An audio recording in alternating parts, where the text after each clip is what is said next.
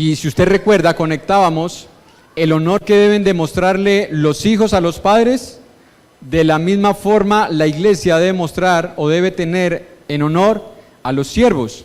Y yo creo que la misma obediencia, el mismo respeto, la misma estima, la misma honra que nosotros como padres deseamos de nuestros hijos, porque si hay algo que a nosotros nos enorgullece, no es necesariamente que nuestros hijos tengan un título, o por lo menos yo lo pienso así.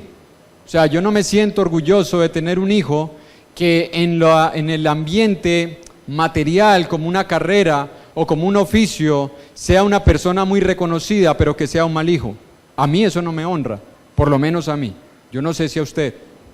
Prefiera que su hijo sea un mal hijo, desobediente, rebelde, ingrato, pero que tenga un título, o que sea destacado en algo. No, yo creo que a nosotros nos honra la obediencia y el respeto de nuestros hijos. De la misma forma, Dios también espera que los siervos reciban ese mismo respeto y esa misma honra de aquellos a quienes ellos les sirven. ¿Por qué?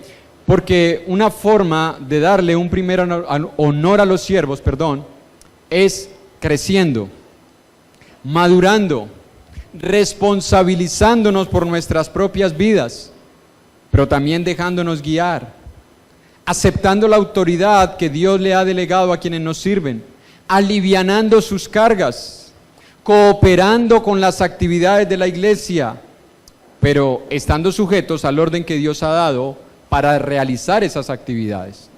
Porque no es solamente el deseo de hacerlas, sino sujetarnos al orden de Dios para realizar dichas labores a través del liderazgo o a través del servicio que hombres constituidos por Dios desarrollan en su iglesia. Ahora, la iglesia debe sujetarse a los siervos. ¿Por qué razón? Bueno, yo le voy a dar dos. En 2 Corintios 13, versículos 6 al 10, dice la Escritura: mas espero que conoceréis que nosotros no estamos reprobados, y oramos a Dios que ninguna cosa mala hagan, no para que nosotros aparezcamos aprobados, sino para que ustedes hagan lo bueno, aunque nosotros seamos como reprobados. Porque nada podemos contra la verdad, sino por la verdad, por lo cual nos gozamos de que seamos nosotros débiles y que ustedes estén fuertes, y aún oramos por vuestra perfección. Por esto os escribí, estando ausente, para no usar de severidad cuando esté presente, conforme a la autoridad que el Señor me ha dado para edificación y no para destrucción. Entonces, ¿por qué nosotros debemos sujetarnos a los siervos que el Señor establezca? Porque Dios les ha dado una autoridad para edificarnos. ¿Cómo se da usted cuenta si ellos están usando esa autoridad para edificación? Hermano, medite en lo que Dios le está enseñando a través de ellos. Medite si usted ha crecido a través de lo que Dios le está enseñando a través de los siervos. Medite si espiritualmente usted está madurando. Medite si espiritualmente usted se está fortaleciendo. Medite si los siervos le están dando un ejemplo de una vida consagrada y temerosa de Dios. Ahí usted se está dando cuenta que ellos tienen autoridad de parte de Dios. La autoridad no nos la da el gritar desde un púlpito. No nos la da el tener una posición. La autoridad la da una vida entregada a Dios en servicio a los demás. Si usted ve eso en los siervos, Dios le dice: sujetaos a ellos. Sujetaos a ellos. No solamente los tengas en alta estima, sujetaos a ellos. Ya hemos visto, hermanos, que la labor de los siervos, en el punto número 2 que hoy vamos a tocar, que la labor de los siervos es delicada, es complicada, es pesada, es fatigosa, es exigente, es demandante, y aunque el estímulo es una buena forma de valorar su dedicación, aunque el estímulo que usted y yo debemos darle a aquellos a quienes nos sirven es una buena forma de manifestarles que los estimamos, las Escrituras nos enseñan que ellos deben recibir doble honor. Escuche, la palabra doble habla de dos. El primer honor es tenerlos en alta estima. El segundo honor, vamos a verlo en esta mañana. Y espero que lo que se meditó hace 8 días haya servido como una base espiritual para que el tema de hoy lo meditemos acomodando lo espiritual a lo espiritual. Y no que nos vayamos de pronto a ir por la parte material. Ese doble honor quiere decir, hermanos, que la iglesia ahora tiene el deber de cuidar económicamente atendiendo a las necesidades de aquellos que le sirven. Escuche, ese es el doble honor. ¿Por qué lo sabemos, hermanos? Porque en el versículo 18 de 1 de Timoteo 5, versículo 18 de 1 de Timoteo 5, recuerde que la Biblia no fue escrita por versículos, sino una idea general, y que los hombres la usaron de la inteligencia para separarla y hacerla más fácil, poder citarla y poder leerla. En 1 de Timoteo 5, 17 y 18 dice, los ancianos que gobiernan bien sean tenidos por dignos de doble honor, mayormente los que ¿qué? Trabajan, memorice esa palabrita, en predicar y enseñar, pues la Escritura dice, no pondrás bozal al buey que trilla, y digno es el obrero, ¿de qué cosa? De su salario. Yo no sé si usted recuerda que yo le leí en la traducción actual, o la nueva traducción viviente, tienen la misma traducción, dice, los ancianos que cumplen bien su función deberían ser respetados y bien remunerados, en particular los que trabajan con esmero, tanto en la predicación como en la enseñanza, pues la Escritura dice, no le pongas bozal al buey para impedirle que coma mientras trilla el grano, y dice también, los que trabajan merecen recibir su salario.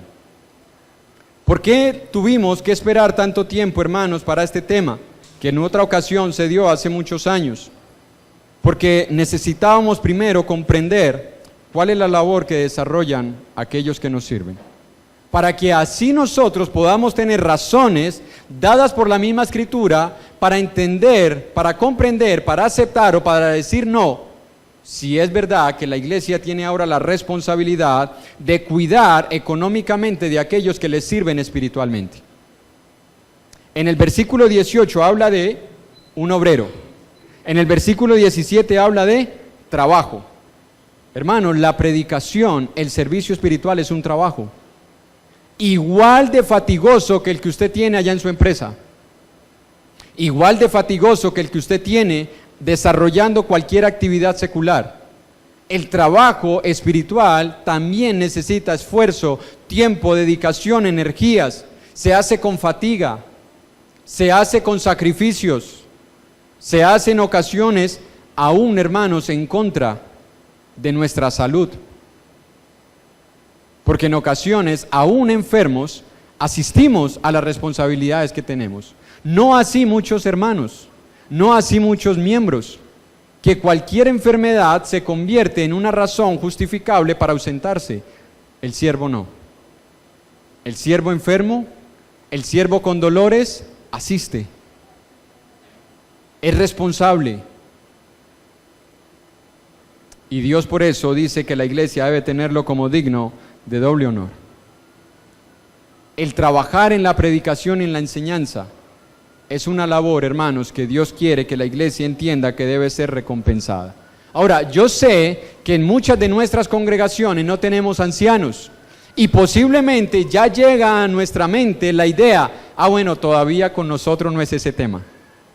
Porque, hermano, 1 Timoteo 5:17 está hablando directamente de ancianos, pero vamos a ver a la luz de la palabra, hermanos, que aun cuando no hayan ancianos, los siervos del Señor, indistintamente que sean ancianos o no, también cuando estaban dedicados exclusivamente a la obra ministerial, al trabajo espiritual, ellos también merecían recibir un sustento para suplir sus necesidades. En 1 de Tesalonicenses capítulo 5, versículo 12, mire lo que nos encontramos en esta escritura.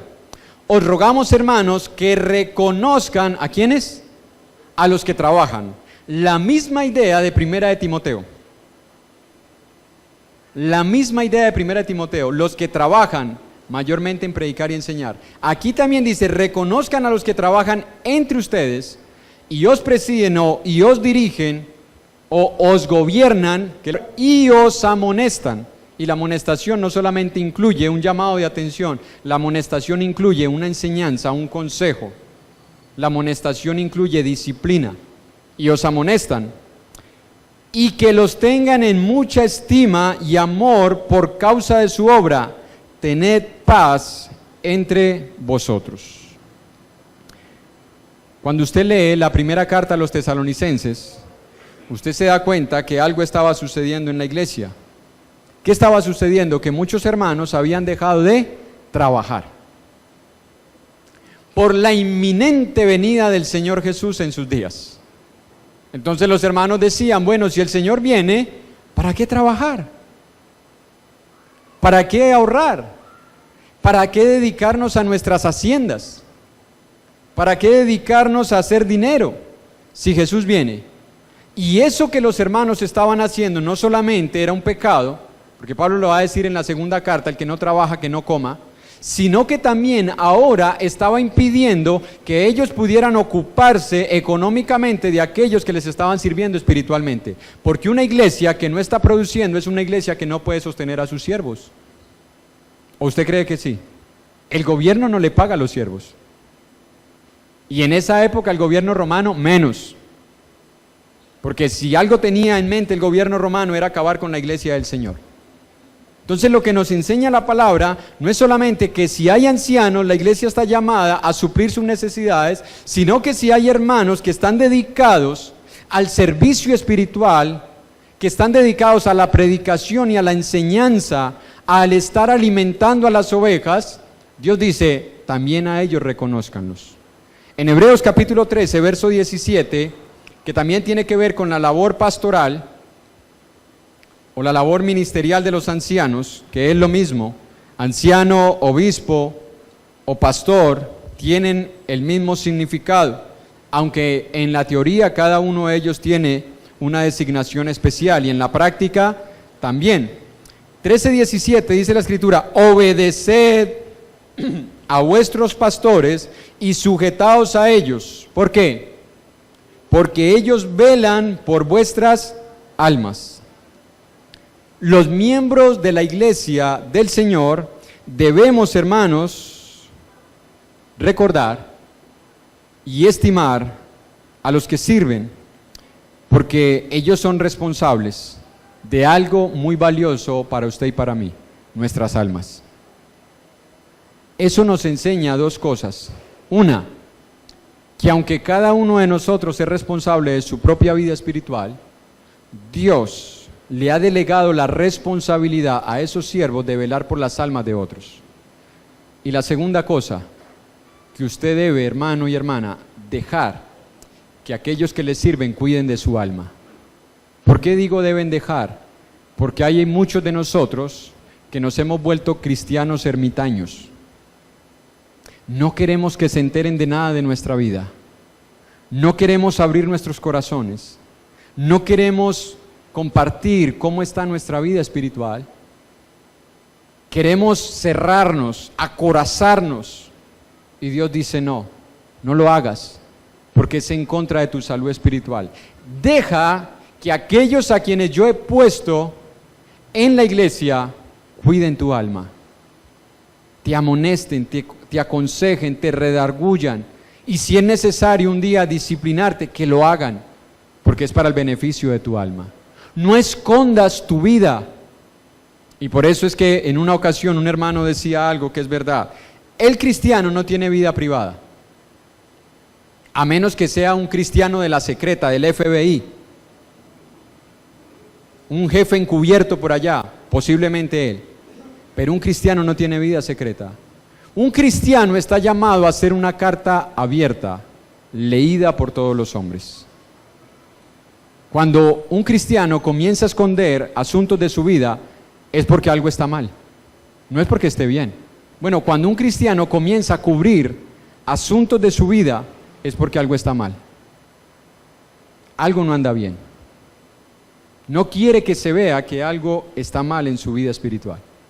Y Dios dice, no, permite que aquellos que están dedicados a la predicación y a la enseñanza, a aquellos que están dedicados al cuidado pastoral de las ovejas, cuiden de ti. Entonces, primera razón, porque ellos velan por nuestras almas. Primera razón, porque ellos trabajan. Es un trabajo. Segunda razón, porque ellos velan por nuestras almas, porque están dedicados a eso. Tercera razón, en Efesios capítulo 4, versículo 13, Efesios capítulo 4, versículo 13 al 15, dice la Escritura, hasta que todos lleguemos a la unidad de la fe y del conocimiento del Hijo de Dios, a un varón perfecto, a la medida de la estatura de la plenitud de Cristo, para que ya no seamos niños fluctuantes, llevados por doquiera de todo viento de doctrina, por estratagema de hombres que para engañar emplean con astucia las artimañas del error, sino que siguiendo la verdad en amor, crezcamos en todo aquel que es la cabeza, esto es Cristo. Si usted leyera solamente desde el versículo 13 en adelante, usted diría, bueno, eso lo hace cualquiera, pero usted no puede desligar un versículo del otro. Esto es una cadena que viene desde el versículo 8, donde nos dice que el mismo que descendió es el mismo que subió y llevó cautiva la cautividad y dio dones, ¿a quiénes? Y dentro de esos dones dio también hombres que se encargaran de esta labor de edificar a la iglesia a través de la predicación y la enseñanza, para que se pueda cumplir lo del versículo 13 al versículo 15. ¿Sí me entienden la idea o voy muy rápido? Si usted es de los que piensa que usted con su Biblia solo se puede edificar y llegar a la madurez espiritual, usted le está diciendo a Dios, escúcheme, no necesito que establezcas hombres que sirvan en la iglesia para que nosotros crezcamos. Eso le estamos diciendo a Dios. Eso es lo que usted le está diciendo a Dios. Usted le está diciendo a Dios que no necesita que el Señor constituya.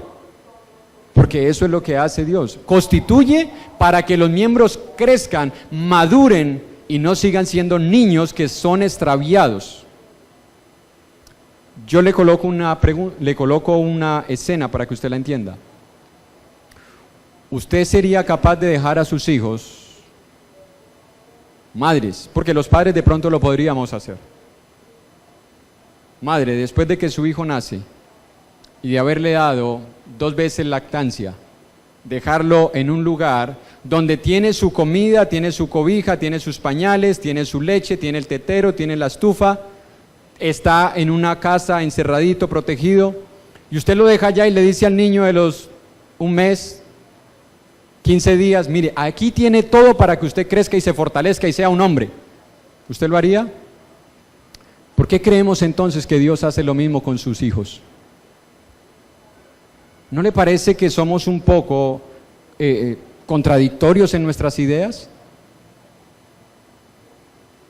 Para eso Dios deja a los siervos, para que ayuden a crecer a los miembros, y por eso debemos estimarlos, porque ellos nos ayudan a crecer, a madurar, a fortalecernos espiritualmente.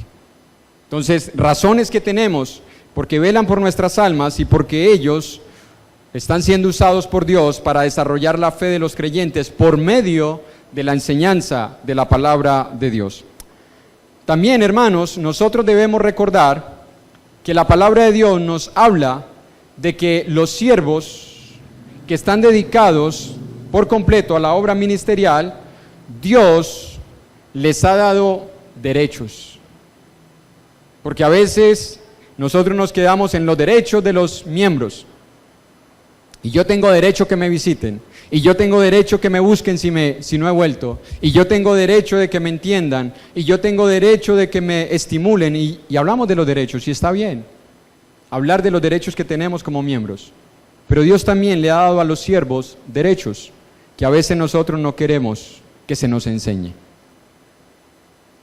porque somos buenos para exigir, somos un poco duros para dar.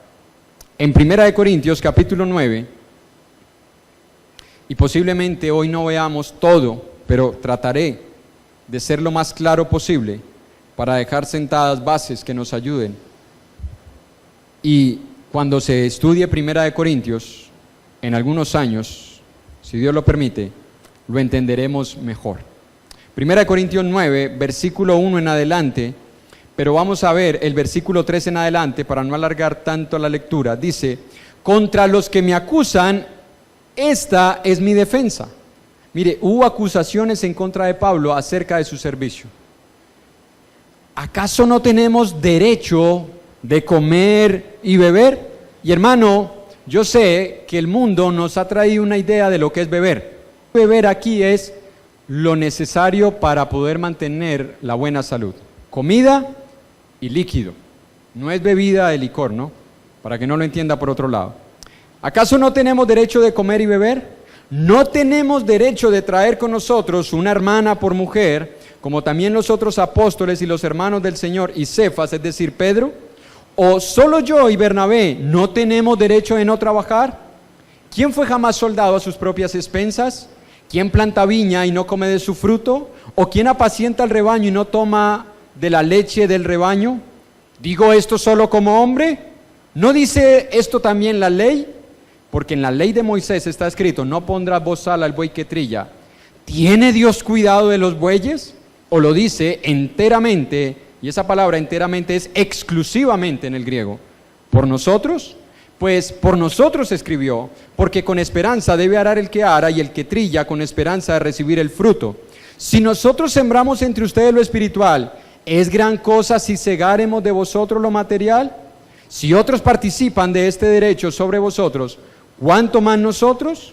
Pero no hemos usado de este derecho, sino que lo soportamos todo por no poner ningún obstáculo al Evangelio de Cristo. ¿No sabéis que los que trabajan en las cosas sagradas comen del templo y que los que sirven al altar del altar participan? Así también ordenó. ¿Quién? ¿Quién? ¿Cómo dicen sus Biblias? Así también ordenó el Señor que los que anuncian el Evangelio, que vivan del Evangelio. Pero yo de nada de esto me he aprovechado, ni tampoco he escrito esto para que se haga así conmigo, porque prefiero morir antes que nadie desvanezca esta mi gloria. Si usted le prestó atención a la lectura, nos damos cuenta que se habla de los derechos que el Señor le ha dado o le ha concedido a aquellos que se dedican y trabajan en la enseñanza y la predicación a tiempo completo. Es un derecho que Dios les ha dado a ellos. Aquí no se está hablando de ancianos. Aquí no hay ancianos. Aquí se está hablando de un apóstol establecido por Jesús y otro apóstol comisionado por la iglesia en Antioquía llamado Bernabé. Porque eso es lo que significa la palabra apóstol. Uno que ha sido enviado para una labor. Por eso Pablo dice: somos apóstoles, Bernabé y yo. ¿Qué es lo que nos quiere enseñar la palabra de Dios?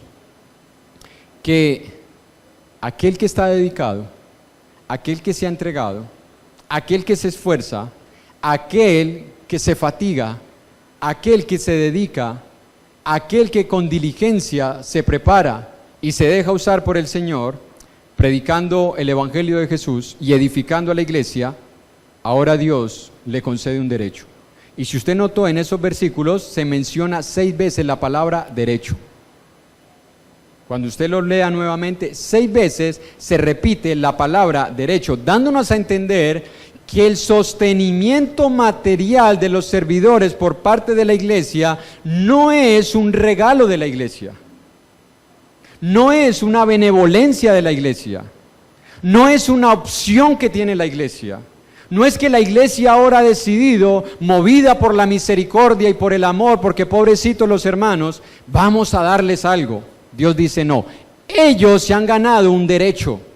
Yo no creo que nosotros tengamos que rogar que se nos den nuestros derechos. Aunque en nuestro país sí.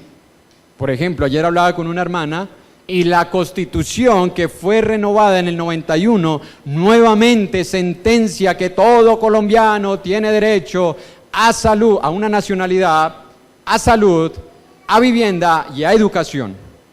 Vaya, pídalo como derecho. Si usted no paga una buena salud, si usted no paga una buena educación, si usted no trabaja por tener su vivienda, no. Pero es un derecho. Pero con Dios, Él espera que su iglesia no actúe de la misma forma injusta que actúan los gobiernos. Él espera que su iglesia, que entiende la voluntad de Dios y que se ha sometido en humildad a ella, ahora pueda recompensar a sus siervos para que ellos puedan disfrutar de ese derecho que Dios les ha dado. ¿Por qué razón? Porque si usted se devuelve, bueno, digo se devuelve porque quedamos en el versículo 15, dice en el versículo 4, ¿acaso no tenemos derecho de comer y beber? Pablo pregunta, bueno, hermanos, nosotros estamos trabajando sosegadamente, fatigosamente en la obra de Dios. Hermanos, si nosotros no tenemos derecho de suplir nuestras necesidades. Versículo 7, comienza el apóstol Pablo a describirnos con 3 figuras el trabajo de los siervos. Versículo 7, ¿quién fue jamás soldado a sus propias expensas? Compara al servidor con un soldado. ¿Quién de ustedes le tocó trabajar de noche, hacer horas extras para comprarse el fusil, comprarse las botas, comprarse las municiones para ir a prestar servicio? ¿A quién de ustedes les tocó eso? ¿A quién de ustedes les tocó hacer un préstamo para poder comprar la comida, la ración diaria para poder ir a prestar el servicio de cuidar la patria? ¿A quién le tocó? A nadie. Porque el gobierno o el ejército o la policía o a la autoridad que tú pertenezcas como soldado está en el deber de suplir tus necesidades para que tú te encargues exclusivamente de cuidar la patria o lo que te hayan dado a guardar. Y por eso Pablo usa la figura del soldado. ¿Quién fue jamás soldado a sus propias expensas? Pero no se queda solamente en la figura del soldado, sino que dice, ¿quién planta viña y no come de su fruto? Ahora compara el trabajo del servidor con un agricultor. En la época el agricultor tenía un derecho, que cuando llegara la cosecha a él le daban una parte. No era como hoy en día. Bueno, hasta hace poco en las empresas se veía que usted trabajaba en una empresa y usted tenía el derecho de, si era una empresa de bebidas, usted podía tomar de lo que daban allá. Si era una empresa, por lo menos cuando yo trabajé en una empresa donde fabricábamos correas, a mí me dejaban hacer mis correas y que yo me las llevara. Pero hoy en día eso no se ve. Tanto así que cuando usted va a salir por la puerta, ¿qué hace? Allá está el guarda abriéndole el bolso a ver que no lleve nada. Ni un botón, ni una aguja, ni un alfiler, ni un clip, porque eso le pertenece a la empresa. En esa época no. En esa época el agricultor, el sembrador, tenía derecho a participar del fruto cuando llegara la cosecha. Y Pablo dice, hermanos, ¿y acaso el que está sembrando en ustedes lo espiritual no tiene también ese derecho? ¿Acaso aquel que se fatiga, porque el agricultor se fatigaba desde temprano arando la tierra, abriendo la tierra, sembrando la semilla, luego regando la semilla, cuidándola de los bichos, cuidándola de los animales? ¿Acaso aquel que está haciendo esa labor no tiene también ese derecho? Luego lo compara con un pastor de ovejas. ¿O quién apacienta el rebaño y no toma de la leche del rebaño? El rebaño es un grupo de ovejas, ¿no? No se imagine otra cosa. En esa época, el pastor, si le daba sed, podía coger una oveja de esas bien cargada y sacarle leche no semidescremada, esa venía con todo, todos los nutrientes, y beber. Y si el jefe o el dueño de las ovejas lo veía, no le podía decir, hey, ¿qué está haciendo? Me está generando pérdidas. No, él tenía ese derecho a beber de la leche que producían las ovejas que él estaba cuidando. Ahora, no quiere decir eso que entonces nosotros vamos a aprovecharnos y a deslechar las ovejas, porque luego vamos a ver a qué se refiere con ese derecho. Estos 3 ejemplos, que ahorita vamos a ver 2 más en la segunda carta a Timoteo, yo creo que cada uno de ellos nos enseña que el que está ocupando esta labor tiene ganado su derecho por su servicio. Escuche, él se ha ganado ese derecho por su servicio. Y es lo mismo que el Espíritu Santo nos quiere enseñar a nosotros como iglesia.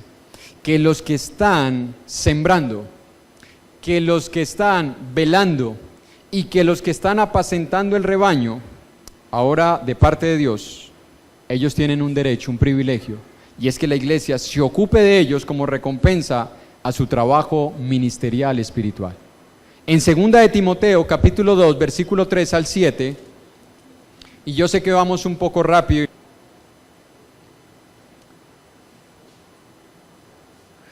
Considera lo que digo y el Señor te dé entendimiento en todo.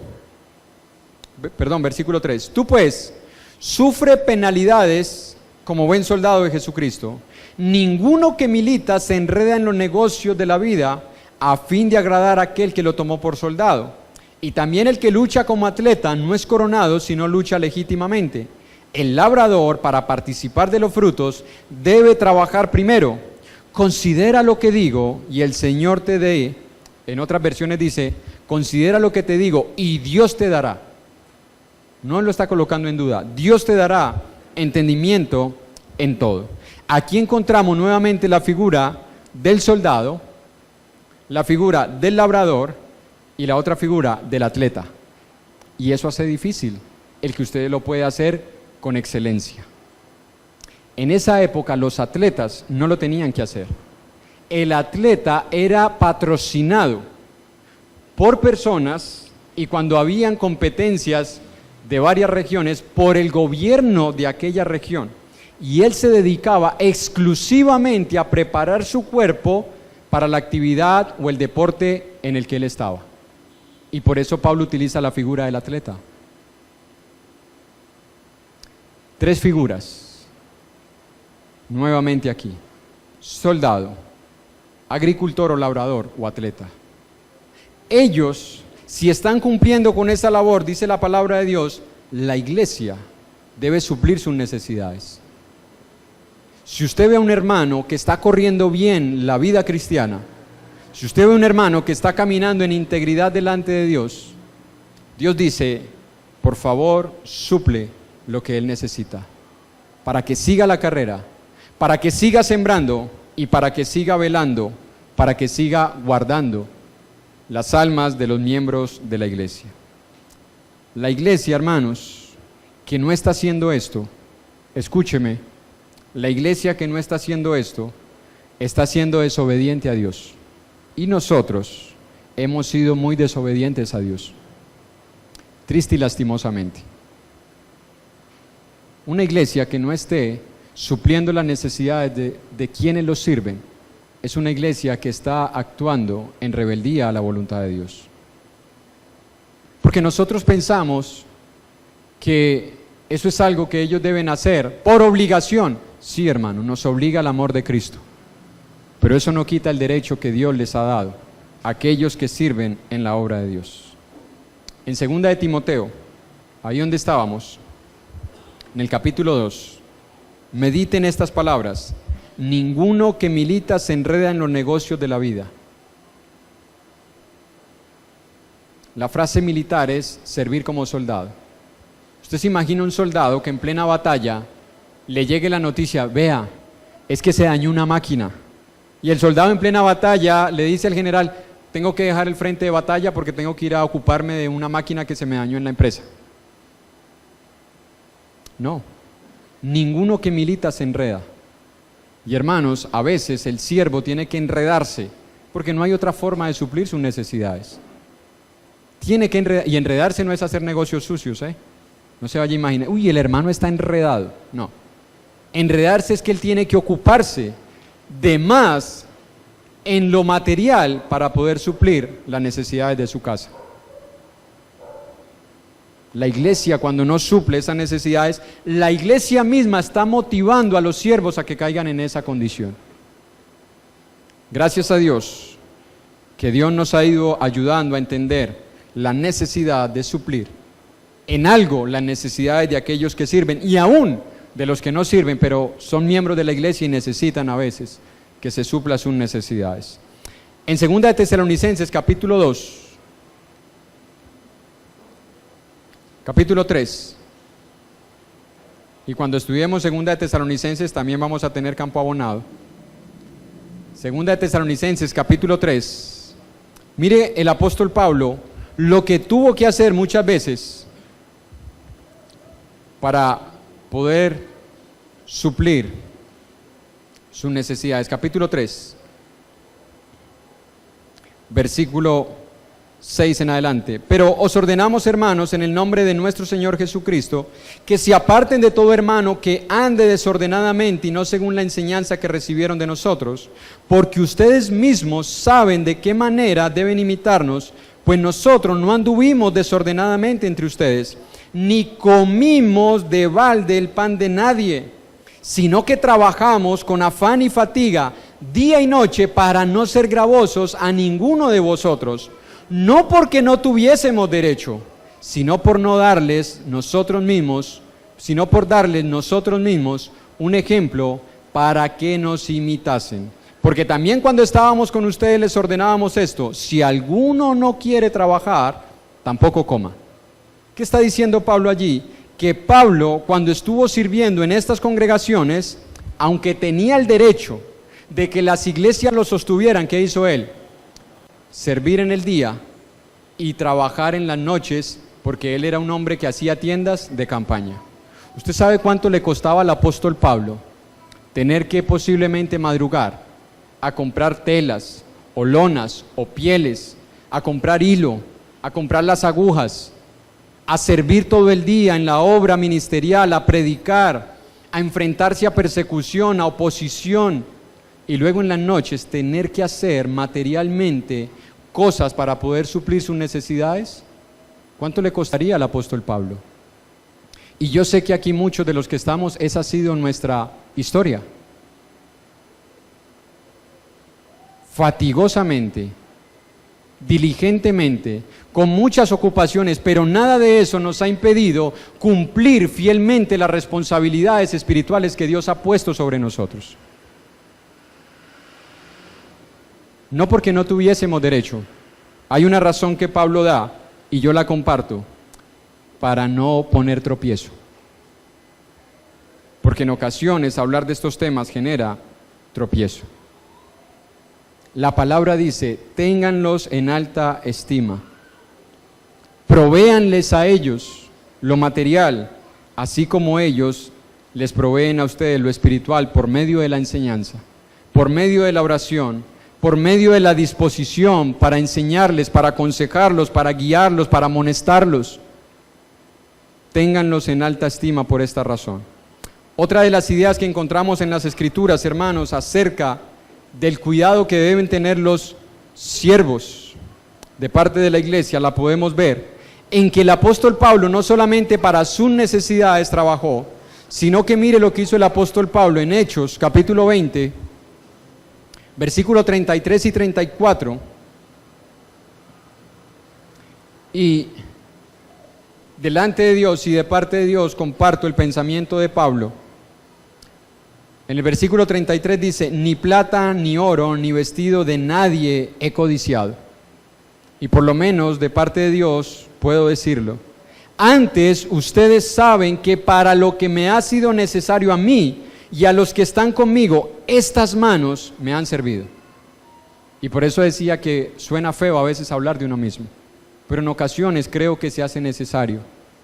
Pablo lo hizo, pero no lo hizo con arrogancia, no lo hizo con orgullo, no lo hizo con vanagloria, y es el mismo sentir.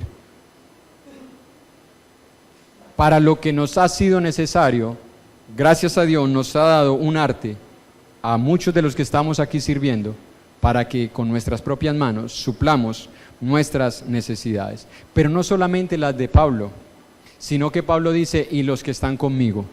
Pregunta: ¿con Pablo viajaban ancianos? No. ¿Con Pablo viajaban apóstoles? Solo Bernabé. Y eso que en el segundo viaje hubo una separación. Con Pablo viajaban hermanos que, aunque usted no los encuentra en las Escrituras establecidos como ancianos, servían. Y Pablo dice: ellos necesitaban ser sostenidos económicamente, y yo como apóstol, teniendo el derecho de ser sostenido por las iglesias, no solamente pude suplir mis necesidades, sino que pude suplir las de ellos. ¿Por qué razón? Porque Pablo era un hombre que había entendido que el que sirve tiene derecho a ser sostenido. Y aunque él no lo estaba haciendo entera y completamente en todas las ocasiones, él no quería hacer lo mismo con sus siervos o con sus consiervos. No quería hacer lo mismo. Él no quería que los siervos que lo acompañaban a él pasaran las mismas necesidades que él estaba pasando. Él quería que ellos recibieran la manutención necesaria para sus vidas. Pablo nuevamente utiliza aquí la figura de que el que trabaja necesita ser sostenido. Una iglesia hizo esta labor con el apóstol Pablo y es la iglesia de Filipos. En Filipenses capítulo 4, versículo 10, en adelante, dice: en gran manera me gocé en el Señor de que ya al fin habéis revivido vuestro cuidado de mí, de lo cual también estabais solícitos, pero os faltaba oportunidad. Y escuche lo que dice Pablo, hermano, y entiendo y espero que usted entienda que es lo mismo, las mismas razones por las cuales se da este tema hoy. Y los hermanos que colaboran saben que si hubiese sido por otras razones o con otras intenciones, hace rato se hubiera enseñado. Y siempre les dije a los hermanos: esperemos y preparemos los corazones para este tema. Mire lo que dice Pablo: no lo digo porque tenga escasez, y espero que usted no se imagine lo mismo en mí. No, el hermano está mal y por eso está enseñando ese tema. No, esto es un tema propuesto desde hace mucho tiempo y por la providencia de Dios se puede dar hoy. Pues he aprendido a contentarme cualquiera que sea mi situación. Ahí voy aprendiendo, porque completamente no lo he logrado, pero ahí voy aprendiendo. Sé vivir humildemente y sé tener abundancia. En todo y por todo estoy enseñado, así para estar saciado como para tener hambre, así para tener abundancia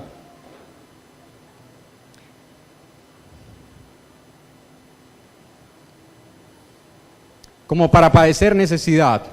Todo lo puedo en Cristo que me fortalece. Sin embargo, bien hiciste en participar conmigo en mi tribulación. Y sabéis también vosotros, oh Filipenses, que al principio de la predicación del Evangelio, cuando partí de Macedonia, ninguna iglesia participó conmigo en razón de dar y recibir, sino vosotros solos. Pues a una Tesalónica me enviasteis una y otra vez para mis necesidades. Escuche, el apóstol Pablo estuvo sirviendo en muchas congregaciones, no recibiendo nada de ellos, sino externamente. Habían otras iglesias que se estaban ocupando de sus necesidades para que él no fuera una carga a las congregaciones en las cuales él servía. Tengo que decir esto, hermanos, porque en muchos quedó esta enseñanza, que se enseñó durante mucho tiempo que no se podía recibir ayudas externas de otras iglesias. Pablo lo recibía. Pablo fue sostenido por iglesias de afuera para su obra ministerial. Si el día de mañana llega una ayuda externa de algunos hermanos de afuera para sostener a los siervos que sean constituidos por el Señor en esta congregación, bienvenido sea, mientras esa ayuda no tenga que ver con nada ilícito. Bienvenida sea, porque Jesús recibió ayudas de personas de afuera, Pablo recibió ayudas de iglesias donde él no estaba en ese momento sirviendo. En estos pasajes, hermanos, nos damos cuenta que ellos recibieron lo necesario para suplir sus necesidades. Siempre no. Ellos le enviaron una y otra vez, no dice siempre. En esas ocasiones que no le llegaba a Pablo la ayuda de parte de estos hermanos, ¿qué hacía Pablo?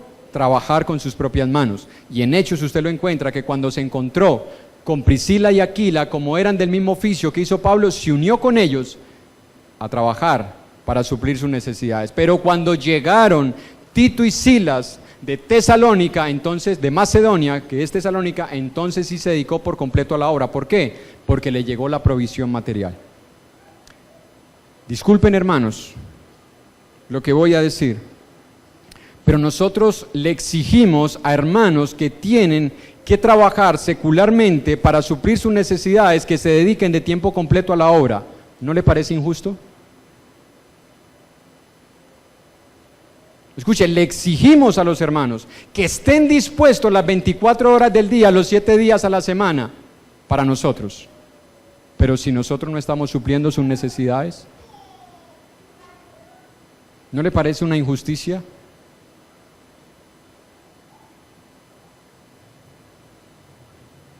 No debemos, hermanos, exigirles a los siervos que hagan algo cuando nosotros no estamos haciendo nuestro deber.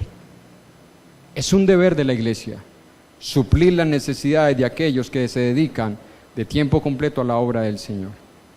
La iglesia, hermanos, en esta congregación, yo respeto lo que se haga en otras congregaciones. Respeto las ideas que otros hermanos han introducido en otras congregaciones, como hermano, trabaje, pensiones, y ya con la pensión usted no tiene que recibir de la iglesia. Lo respeto. Hermano, ahorre, cómprese una casa, métale plancha, haga un segundo piso, viva en el primero, arriende el segundo y verás que no tiene de qué ocuparse.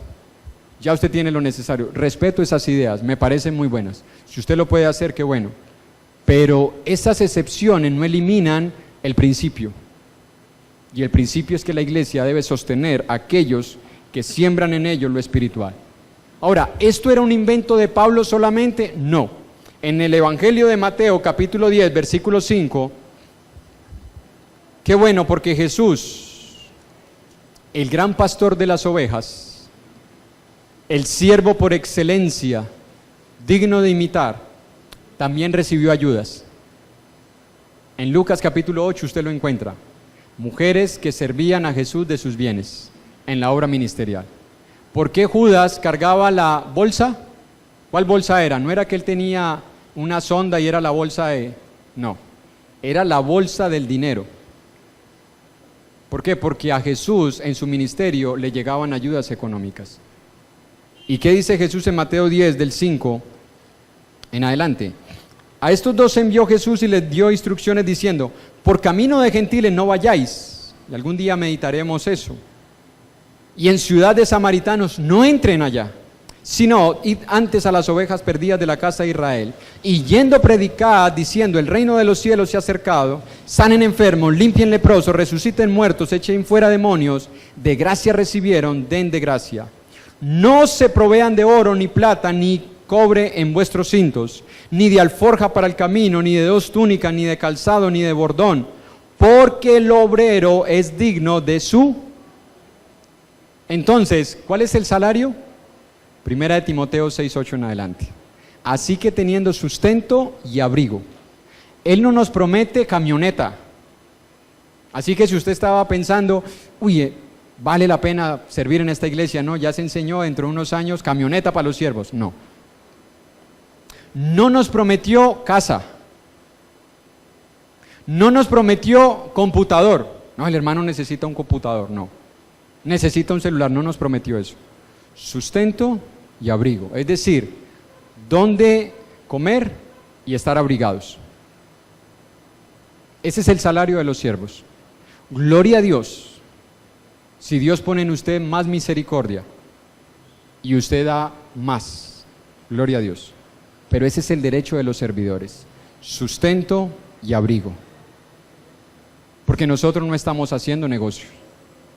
Esto no es una profesión secular, donde usted se prepara 3 años, 4 años, 5 años, hace una maestría, un doctorado, tiene su cartón, ahorita ejerce la profesión y usted comienza a lucrarse. No. Esto es una labor espiritual, donde nosotros estamos haciendo tesoro, no en la tierra, donde la polilla y el orín corrompen. Estamos haciendo tesoros en el cielo. Ese es el sentido por el cual se sirve en la iglesia, hacer tesoros en el cielo. Esa es la labor que desarrolla un siervo en la obra de Dios. Cuando no se hace esto, hermanos, cuando no se suple las necesidades básicas de los siervos, ¿sabe qué estamos haciendo? Poniéndole bozal al buey que trilla. Y Pablo dice, ¿es que Dios era animalista? No. Pablo dice, pues por nosotros se escribió. Y esa frase es exclusivamente se escribió por nosotros. Porque el que está trabajando tiene derecho. Tiene derecho. Ponerle bozal a un buey mientras estaba trillando, Dios lo consideraba una crueldad. Escuche, era cruel que el hombre que tuviera un buey trillando, y trillando es que ponían el grano en el piso y ponían al animal atado a un poste a que diera vueltas. De vez en cuando el animal se agachaba para llevarse un bocado y seguir. El dueño le colocaba un bozal y decía, no, quiero es que me trabaje todo el turno y que no coma nada. Dios dice, no hagan esa crueldad con los bueyes. Y Pablo dice, no hagan esa crueldad con los siervos. No le pongan bozal al buey si está trillando. No se lo pongan, dice Dios.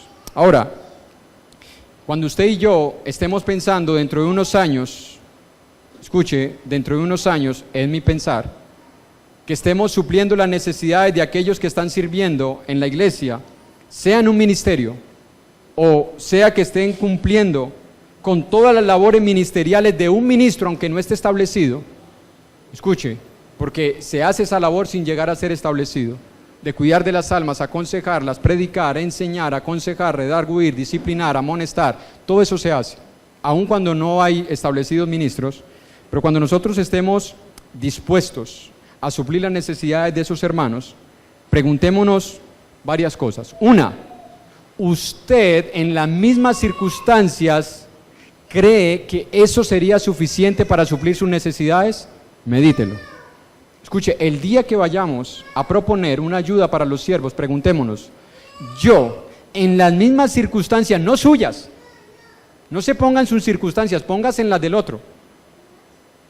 En esa misma condición, con esas mismas obligaciones, ¿yo sería capaz de suplir mis necesidades con la ayuda que estoy proponiendo? Número uno. Número dos, preguntémonos si cuando nosotros estamos proponiendo suplir las necesidades de estos hermanos, estamos tomando en cuenta que ellos tienen familias. Porque a veces dice, el hermano, con eso, ¿cómo no le va a alcanzar al hermano? No, pero ¿y si tiene familias? Por eso Pablo en 1 Corintios 9 dice eso. ¿Acaso no tenemos derecho de traer a una hermana por mujer? Lo que Pablo está diciendo, yo soy soltero, y ustedes me deberían de suplir mis necesidades como soltero. Pero si fuera casado y tuviera hijos, ustedes deberían de suplir las necesidades mías, de mi esposa y de mis hijos. Porque es lo mismo que están haciendo con los apóstoles y con los hermanos del Señor. Ellos estaban siendo sostenidos. Y escuche, Pedro era casado.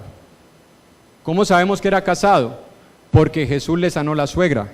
Y nadie busca suegra gratis. La suegra viene junto con la esposa, ¿sí o no? Pues era casado. Y los otros apóstoles eran casados. Y los hermanos del Señor eran casados. Así que se puede hacer la obra casado o soltero. Y en ambas circunstancias la iglesia tiene el deber de proveer para sus necesidades. Soltero o casado. Con hijos o sin hijos. Con suegra, no, con la suegra no. Esa es harina de otro costal. Sin suegra. A menos que sea una viuda pobre y que no tenga nada más, ahorita el hermano está encargado de ella, ¿no? Eso enseña la Biblia, la que en verdad ha quedado sola, ¿ya? Entonces preguntémonos esas cosas, hermanos. Ahora, parece, y veo rostros, y no quiero leer pensamientos, solo rostros. Parece que estamos tratando de sugestionarlos, pero no es así. Pareciera que estamos tratando de sembrar en ustedes una necesidad que posiblemente Dios hasta hoy no había sembrado, de que nosotros nos ocupemos dándole lo que necesitan los siervos. Pero no es así, hermanos. Lo que queremos es que usted medite en la palabra de Dios, porque gracias al Señor se ha podido hacer la obra de Dios en esta congregación, supliendo nuestras propias necesidades, ayudando a suplir las necesidades de otros hermanos con nuestras propias manos, aunque eso nos ha traído un esfuerzo grande, aunque eso nos ha hecho trabajar horas extras, aunque eso nos ha hecho pasar trasnochos, desvelos, descuidar incluso muchas veces la familia, descuidar nuestras necesidades, descuidar la alacena, descuidar la nevera. En ocasiones, y yo lo digo porque lo he vivido y lo he visto también en hogares de otros hermanos, parecen fuentes luminosas, agua y luz en la nevera nomás, parecen la nevera de acá del local. Uno la abre y uno espera encontrarse allá algo, un banano, un salchichón, una gaseosa. Nada, ni las hormigas se meten allá porque se mueren de hambre. En ocasiones así es la vida de muchos hermanos que sirven en la obra de Dios. Y yo sé que no solamente aquí, en muchas otras congregaciones. Hay un hermano con quien hemos podido conversar en algunos días y se le ha podido enviar ayudas para su obra ministerial. Nuevamente me escribió que por favor, si se podía de parte de la iglesia, se le ayudara. Y si Dios lo permite, se va a hacer. Porque es un hermano que está dedicado a tiempo completo y trabaja solamente en la obra y no le alcanza para suplir sus necesidades. Pero unas palabras que me llenaron de aliento a mí fue: hermano, pero Dios me estableció y yo no voy a renunciar a esta labor. Convicciones, porque hay que estar muy convencido de que con ayuda o sin ayuda la obra de Dios se debe hacer. Son convicciones. Eso es verdadera conversión a Dios. Eso es amor por las almas, no amor al dinero, no amor al prestigio, no amor al lucro. Y al igual que Pablo en 1 Corintios 9:15, y termino, hermanos, me disculpan, pero no quería que se extendiera a otra clase más. Gracias a Dios con los varones se pudo meditar un poquito de esto, cuando se meditó el tema de los que tienen el don de dar o de repartir. Lástima, no vinieron muchos, de pronto eso faltó. En 1 Corintios 9:15 dice la Escritura: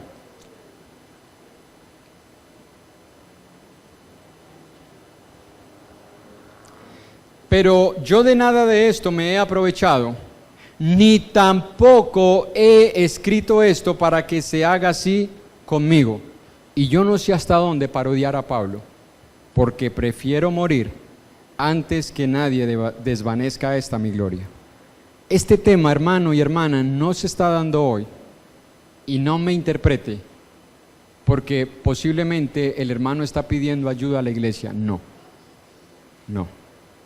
Dios es testigo que no es así. De nada de esto me he aprovechado, ni se ha enseñado hoy para que se haga así conmigo o con alguno de los hermanos, porque hemos entendido que debemos predicar el Evangelio, porque es un deber nuestro, aunque nuestros derechos no sean reconocidos. Nuestro deber es predicarlo, enseñarlo y servir. Eso hacemos, aunque no estemos recibiendo la recompensa a nuestra labor. Espero, hermanos, que usted no se sienta obligado ahora y movido por las emociones. Ay, hay que ayudar a los hermanos, pobrecitos, están aguantando hambre. No, espero que usted lo medite en su corazón. Espero que usted, hermano y hermana, medite profundamente este tema en su corazón, para que cuando el Señor establezca siervos, la iglesia esté preparada para suplir las necesidades de ellos. Que desde ya nos estemos preparando espiritualmente para que esos hermanos se puedan dedicar de tiempo completo a la obra y no se enreden en los negocios de la vida. En Hechos 18, 1 al 5,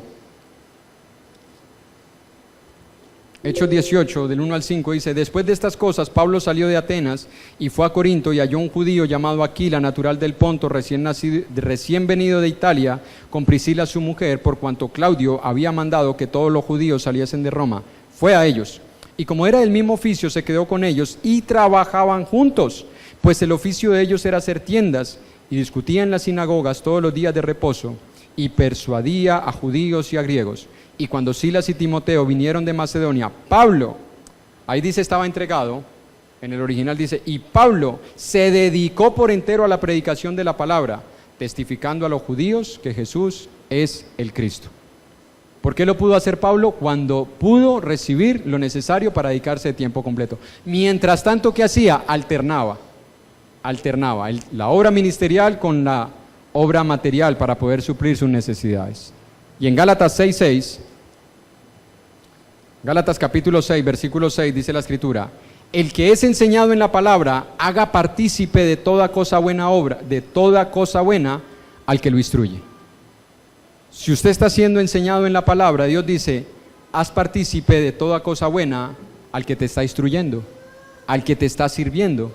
Y así como termina Pablo en el capítulo 8 de 1 Corintios, porque es una lástima que a veces nosotros perdamos de contexto las ideas que quiere transmitir, pero en el capítulo 8, en el versículo 13, dice: por lo cual, si la comida le es a mi hermano ocasión de caer, no comeré carne jamás, para no poner tropiezo a mi hermano. Escuche, voy a cambiar las palabras, pero mantener el principio. Si porque un hermano o una familia reciban ayuda económica de la congregación, eso va a ser tropiezo para alguno, es mejor no recibirlo. Escuchen, es mejor no recibirlo. Si eso a usted, hermano, le va a causar tropiezo, por amor a los débiles, por amor a los que no han crecido, por amor a los que están haciendo indolentemente en la obra de Dios, dice Pablo, no vuelvo a comer carne. Y si esa es la razón para que no tropiece ningún hermano, no deberíamos de recibir salario, aunque es nuestro derecho, aunque Dios manda que es un derecho de parte de la iglesia. Llegará el momento, hermanos, en que maduremos como iglesia. Llegará el momento en el que nosotros entendamos que el beneficio de tener siervos de tiempo completo no es para ellos, es para nosotros. Llegará ese momento. Posiblemente hoy no lo entendamos. Posiblemente hoy solamente veamos que nos están pidiendo más ofrenda, nos están pidiendo más dinero. Algún día entenderemos que el beneficio será para nosotros, porque tendremos hermanos que no estarán cansados, no estarán fatigados, no estarán ocupados, que estarán de tiempo completo, dispuestos para servirnos en la obra espiritual. Algún día lo entenderemos. Para eso necesitamos desarrollar las virtudes de Jesús, para que el amor y la bondad de Dios, no un tema, no lágrimas, o no contarle nuestra historia, sino para que sea el amor de Dios y la bondad de Dios que nos motiven a velar por las necesidades materiales de aquellos que nos proveen el alimento espiritual.